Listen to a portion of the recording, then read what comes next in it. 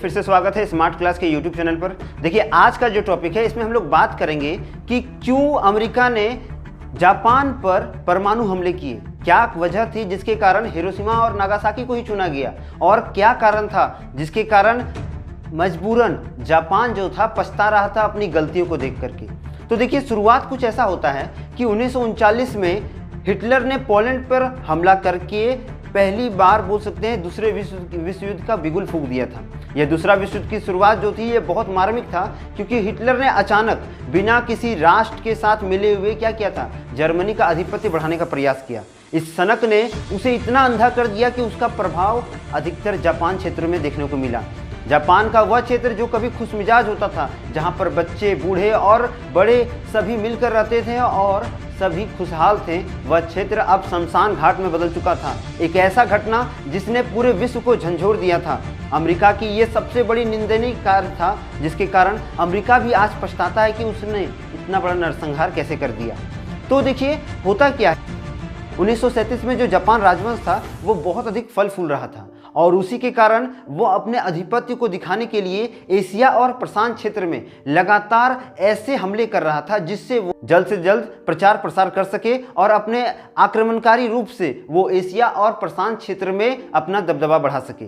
इस सनक ने पूरी तरह से जापानी राज्य और जापानी राजवंशों को अंधा कर दिया था और इसी के कारण 1941 में प्रशांत के महासागरीय क्षेत्र पे जहां अमेरिका का हवाई अड्डा क्षेत्र था उस पर पूरी तरह से बमबारी किया गया जापान के द्वारा और जापान ने अमेरिका को मुंहतोड़ युद्ध में परास्त किया। इसमें अमेरिका के लगभग 12,500 सैनिक मारे गए और ये अभी तक के आंकड़े में बहुत बड़ा आंकड़ा था क्योंकि अभी तक अमेरिका ने अपने 70,000 सैनिकों को खो दिया था। यह क्षेत्र जो था इसे पर्ल हार्बर कहा जाता है। यह काफ़ी ज़्यादा दयनीय था और काफ़ी ज़्यादा क्रूर था अमेरिका के लिए और इसी का बदला लेने के लिए अमेरिका संघर्ष कर रहा था, जिसका रूप हमें 6 अगस्त 1945 को देखने को मिला जब अमेरिका ने हिरोशिमा पर अपना पहला परमाणु बम दागा। जिस तरह से हिरोशिमा पर पहला बम गिराया गया, पूरा क्षेत्र जो था वो शमशान में तब्दील हो गया। चारों ओर सिर्फ लाशों के ढेर थे, मलबे थे और एक भी घर नहीं बचा था। सभी तरफ से ये जो बमबारी हो रहा था इसका पता पूरी तरह जापान को नहीं था, ना जापानी सरकार ना ही उसके मित्र राष्ट्रों को। सोवियत संघ लगातार जापान को यह बात मनवाने का प्रयास कर रहा था कि आप अमेरिका से हारो, क्योंकि यह जो घटना थी यह अमेरिका ने पहले ही एक तरह से आप बोल सकते हैं जापान को अलर्ट कर दिया था। अमेरिका ने 3 महीने पहले ही जापान को अलर्ट किया कि यदि आप अपने जितने भी युद्ध हैं उससे आत्मसमर्पण नहीं करते हैं तो मजबूरन हमें आप पर हमला करना होगा और ये जो हमला होगा ये कोई छोटा हमला नहीं होगा। इस हमले का खामियाजा पूरे जापान को भुगतना पड़ सकता है। इस चीज़ को जापान ने नज़रअंदाज किया और इसके कारण ही जापान को यह दिन देखने को मिला।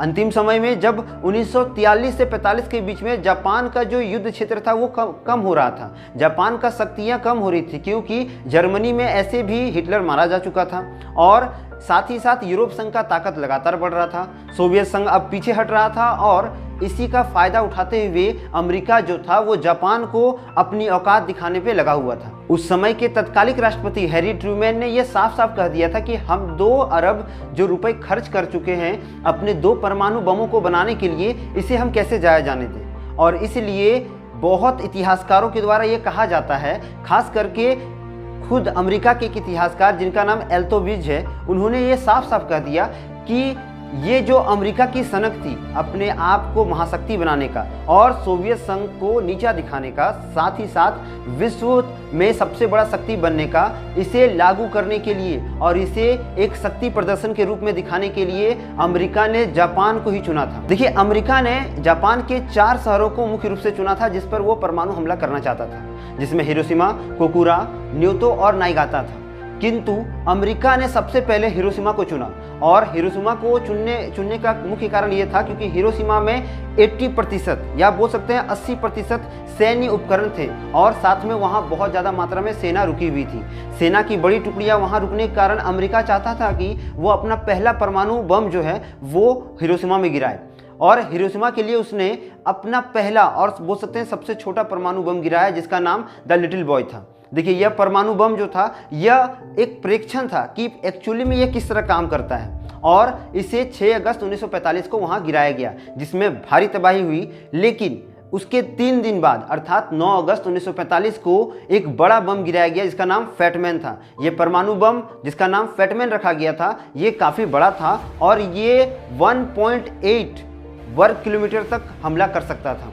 इसे कोकुरा, न्योतो और नाइगाता में नहीं गिराया गया क्योंकि ये तीनों क्षेत्र जो थे ये अमेरिका के पसंदीदा क्षेत्र थे, जहां पर वहां के सैन्य नागरिक रुके हुए थे। यह क्षेत्र मुक्त रूप से बोल सकते हैं कि जापान उपयोग करता था और यहाँ पर कई गुप्त गुफाएं थी जिन पर जापानी सैनिक छुप करके पैराट्रूपर्स को मारा करते थे। ये पैराट्रूपर्स अमेरिका के होते थे, इसलिए इस क्षेत्र को उड़ाना जरूरी था और इसके लिए जापान पर हमला करने के लिए अमेरिका ने फैटमैन नामक परमाणु बम को गिराया। यह फैटमैन जो था ये प्लूटोनियम का बना हुआ था और इसका जो घातक क्षमता था वो बहुत ज़्यादा था और इस तरह से जापान पर 2 क्षेत्रों में अमेरिका ने परमाणु हमले किए थे। देखिए, सोवियत संघ ने लगातार जापान को समझाने का प्रयास किया था। 1938 और 1939 में 2 बार मीटिंग्स हो चुके थे जहां पर सोवियत संघ ने जापान को कहा कि आप घुटने टेको और आत्मसमर्पण करो, किंतु जापान इस बात से टालमटोल कर रहा था। वो हार चुका था, वो कमज़ोर हो चुका था, लेकिन अभी भी वो अपना हिम्मत को बरकरार रखना चाहता था। उसकी जो राज्य पाने की सनक थी, आपको पहले की वीडियो में मैंने बताया था कि किस तरह जापान ने ताइवान और कई तटीय क्षेत्रों के, चीन के कई तटीय क्षेत्रों को हड़प लिया था, तो इन क्षेत्रों को वो छोड़ना नहीं चाहता था। उसी में एक मंचूरियन जगह था जिसे जापान ने हड़पा था और अमेरिका ने उसी क्षेत्र को मुक्त कराने के लिए, मंचूरियन क्षेत्र को मुक्त कराने के लिए ही जापान पर परमाणु हमले किए थे। जब जापान पर 2 परमाणु बम से हमला हुआ तो पूरा विश्व का जितना भी महाशक्ति बनने वाला देश था, जो अपने आप को कभी महाशक्ति बनाना चाहता था, वो पूरी तरह स्तब्ध हो गए, क्योंकि यह पहली दफ़ा था जब पूरे विश्व ने इस तरह का बम का विनाशक रूप देखा था। अब रूस जो था वो पूरी तरह समझ चुका था कि यदि वो जल्द से जल्द इस पर कोई कार्रवाई नहीं करता है तो हो सकता है कि आने वाले समय में यह बहुत बड़ा विध्वंसक साबित होगा सोवियत संघ और रूस के लिए। इसलिए रूस ने अमेरिका के साथ समझौता किया और इस समझौते के तहत साफ साफ शब्दों में अमेरिका से ये कहा कि हम अब युद्ध नहीं चाहते हैं, हमें विश्व शांति चाहिए। जिसके बाद दूसरा विश्व युद्ध समाप्त होता है और अमेरिका के इस मार्मिक कार्य के कारण अमेरिका की निंदा चारों तरफ तो हो रही थी, किंतु गुटनिरपेक्ष राज्य या गुटनिरपेक्ष देश जिसमें भारत भी शामिल था, इन्होंने साफ साफ एक ऐसा पक्ष रखा जिसके तहत विश्व शांति को स्थापित किया जा सके। देखिए, अमेरिका ने भी बहुत कुछ खोया था। 1945 से लेकर के अभी तक अमेरिका ने अपने कई सेनाओं को खोया है, किंतु जिस तरह 1945 में उनके 12,500 सैनिक मरे वो बहुत ही मार्मिक था अमेरिका के लिए। और अमेरिका दूसरे विश्व युद्ध में खुलकर सामने आया था। पहला विश्व युद्ध में अमेरिका ने वैसा कोई काम नहीं किया था जिसमें हम बोल सकते हैं कि अमेरिका का मुख्य भूमिका था, लेकिन दूसरे विश्व युद्ध में जब उसे जापान ने ललकारा और जापान ने उनके बहुत भारी मात्रा में सैनिकों को मारा, तो इससे अमेरिका को खुला चुनौती मिल गया था दूसरे विश्व युद्ध के रण क्षेत्र में उतरने का। इसीलिए अमेरिका ने अपने बदले और अपने शक्तियों को दिखाने के लिए इस प्रकार की घटनाओं को किया था। इतिहासकार के द्वारा कई ऐसी बातें रखी गई है जहां यह भी कहा जाता है कि अमेरिका अपना सैन्य ताकत और सैन्य क्षमता को दिखाने के लिए हर संभव प्रयास कर रहा था। वह पहले विश्व युद्ध से ही जुड़ चुका था इस तरह के कार्य को करने के लिए, किंतु उसने खुले रूप से दूसरे विश्व युद्ध में भाग लेकर के अपनी प्रतिक्रिया व्यक्त कर दी थी कि वो किसी भी देश से कम नहीं है। और वर्तमान समय में क्या स्थिति है वो आप भी देख सकते हैं कि किस तरह अमेरिका ने पूरे विश्व को अपने अंगूठे के नीचे रखा है। आज कोई भी विश्व का कोई भी देश उसे आंख दिखाने से 10 बार सोचता है। हम बोल सकते हैं कि अभी चाइना और अमेरिका के साथ विवाद चल रहा है, लेकिन आप अभी भी इस बात को मानिएगा क्योंकि अमेरिका ही विश्व विजेता है। उसके पास ऐसी टेक्नोलॉजी और ऐसे परमाणु हथियार है जिसका तोड़ अभी तक किसी के पास नहीं है। देखिए, इसमें एक और छोटी सी कहानी है, ये मैं आपको बता देता हूँ कि अमेरिका और जापान क्यों एक दूसरे के विरोधी थे। देखिए, जापान जो है वो शुरुआत से ही इंडो चाइना को अपने क्षेत्र में लाने का प्रयास कर रहा था, जबकि अमेरिका उस क्षेत्र को स्वतंत्र घोषित कर चुका था। इस बात को जब नहीं माना कि अपने तीखे स्वर से अमेरिका का प्रतिरोध किया, तो अमेरिकी सरकार और अमेरिकी सेना जो थी इस बात से नागवार थी और इसी का बदला लेने के लिए पूरी रूप से अमेरिका ने जापान को मुंहतोड़ जवाब दिया था। देखिए, अमेरिका ने परमाणु बम से हमला करने के लिए B-29 बॉम्बर एनोला गे को यूज़ किया था।